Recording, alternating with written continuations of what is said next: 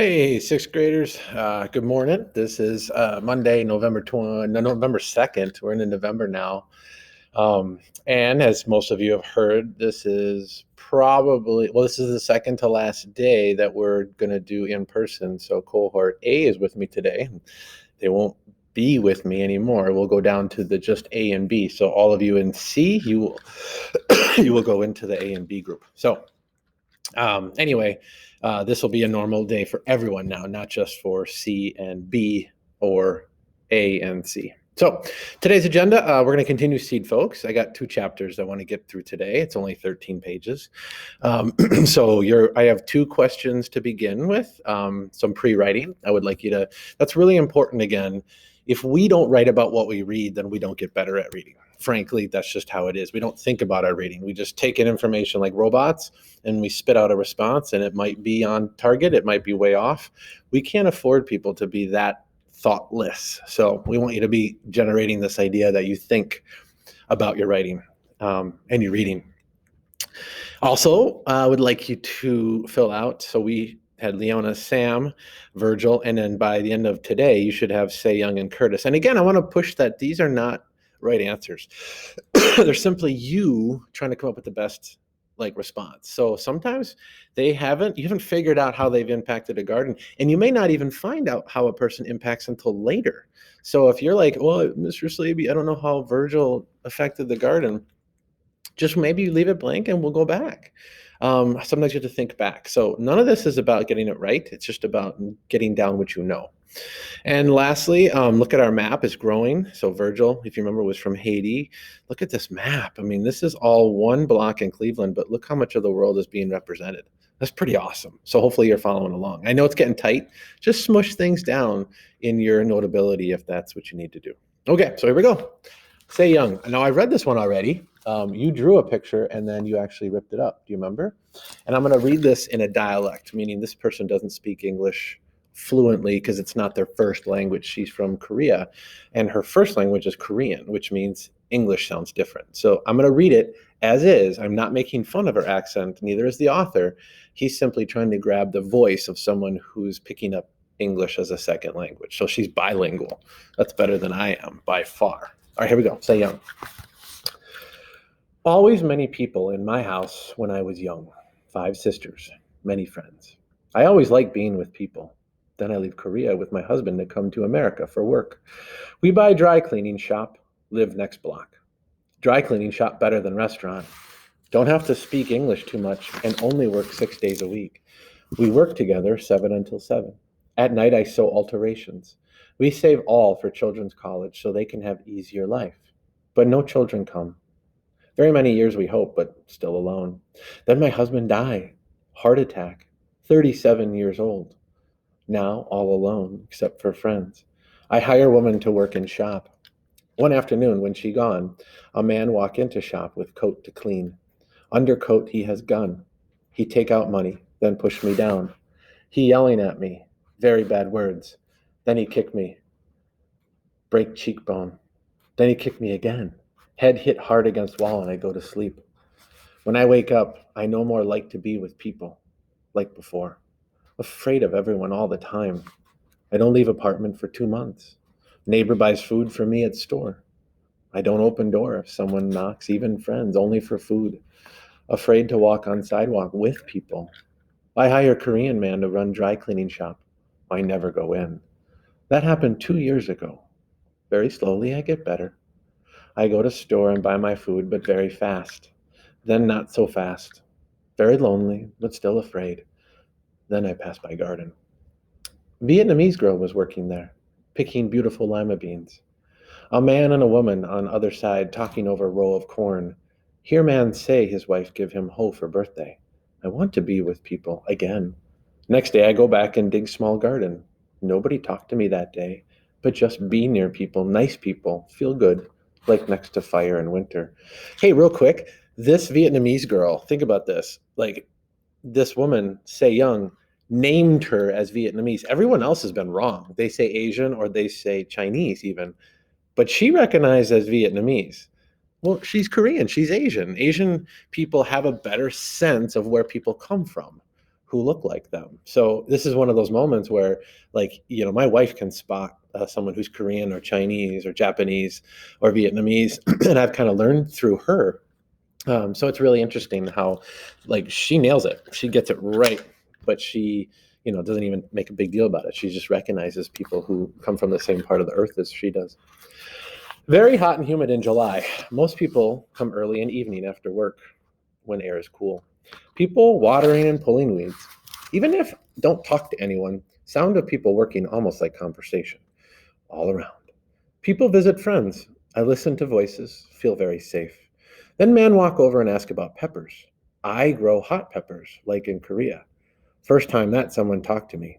I was so glad. Have trouble talking. Who's growing peppers, people? Think, think, think. That man named Sam. He's American man and talk to everyone. Very smart. When people all the time complain about carrying water, he start contest. Let children try. He say he give $20 to child under 12 who has best idea. He write this on paper and nail paper to post close to sidewalk. 1 week to contest. Kids out of school walk around, see paper, tell friends. On Saturday, everyone bring plans.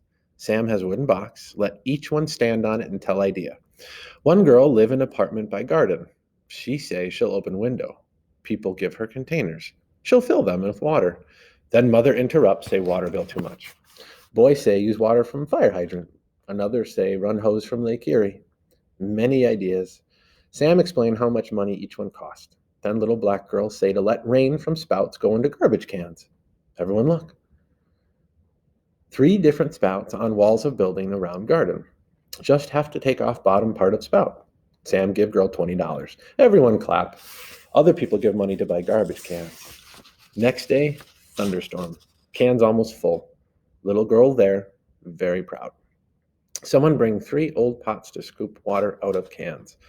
Hard to pour into narrow containers.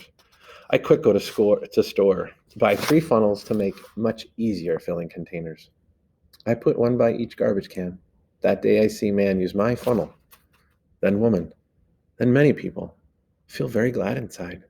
Feel part of garden. Almost like family. All right, next chapter. That's Curtis. Notice how thick his neck is. Deltoids.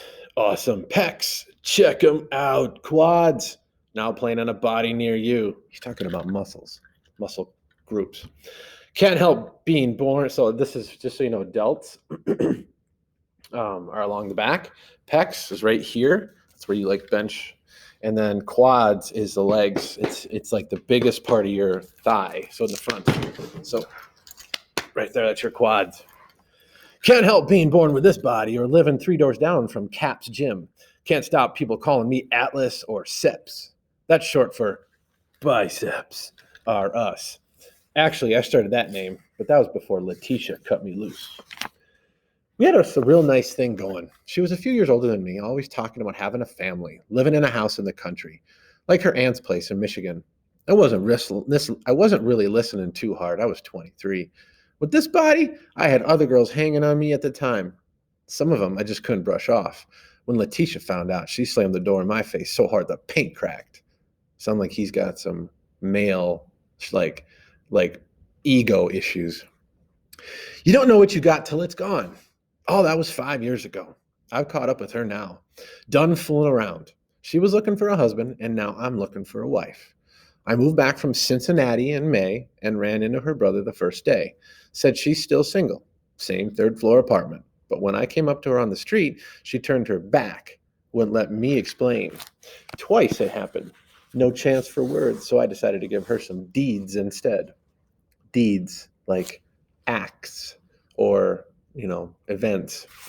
She lives straight across the street from the garden. Notice how now they're calling it the garden? Now they're not talking about the vacant lot. Now it's the garden. It just is. I staked out a spot right by the sidewalk where she could look down and see it. Then I came home with 6 little tomato plants in plastic containers. She had a serious thing for tomatoes. She'd put a monster slice on a piece of bread and call it a sandwich. She'd even bite into them, just like apples. Always talking about eating them out of her aunt's garden when she was a kid and how she wanted to grow them someday. She probably thought I forgot all that. I planted them right there in front of her eyes to show her I hadn't, that I was waiting for her. I got the biggest beefsteak tomatoes. I could see them in my mind, bright as traffic lights flashing at her across the street. I'd never grown anything before. I got into it. Every day something new. The first flower bud, then those first yellow flowers, then the tomatoes growing right behind them. This old man with no teeth and a straw hat showed me how to tie the plants up to stakes. Guys, who's old, who's wearing a straw hat? T01. He's showing up all over the place. He's helping people grow. Remember, he's the farmer. That's Gonzalo's uncle. Then someone else told me all their diseases. That got me worrying. What if all my plants started wilting or caught blight and died? That wasn't any message I'd like her to see. I started coming straight from work to check them. I noticed every hole and every leaf. I picked off bugs, pulled out weeds, and I gave them lots of that fertilizer called tomato food, like somebody told me. From little green marbles, those tomatoes started growing. Then they started getting orange. Then they went to red. I kept looking up at Letitia's window, wanting her to see it too. The only faces looking back were the drunks that hang out under her place. That liquor store's all boarded up, but they still suck on their bottles there anyway. They like to call me field slave and sharecropper. Ask how Massa's crops is doing. Now that's an interesting phrase there. Those are words referencing our history with slavery. So what these people are saying is like, oh, you're doing a garden like you are one. You are a slave. It's a pretty harsh thing to say to someone who's black. And I think we can assume by them saying it, there's someone who is black saying that to someone else who is black, saying you're lowering yourself. I could have banged their heads together and shut them up, but I didn't. That was part of the point of the tomatoes. I was showing Letitia that just because I got muscles doesn't mean I'm some jungle beast. I stopped working out and stopped going out with no shirt, no matter how hot it was. When some chicks would be walking by and see me and say hey, looking fine, I knew they meant me, but I'd point to my biggest tomato and say back, sure is. My homies all laughed to see me out there, stopped calling me Seps, started calling me Tomato. I just smiled. Those tomatoes got as big as billiard balls. That's like pool balls. One day when I checked them, my biggest one, the one I'd been watching the closest, was gone. The next day, another one was gone. It wasn't insects that took them. I was mad. They weren't even all the way ripe yet. My plants were right there by the sidewalk. By the sidewalk. I put chicken wire around them and even on top, but people could reach in if they tried. I couldn't guard them day and night. Then Royce showed up just in time.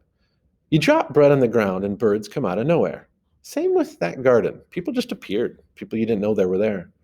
Royce was like that, except that he didn't want nobody knowing he was there. One of the gardeners saw that her pile of grass clippings was all spread out, had a sort of human print in it.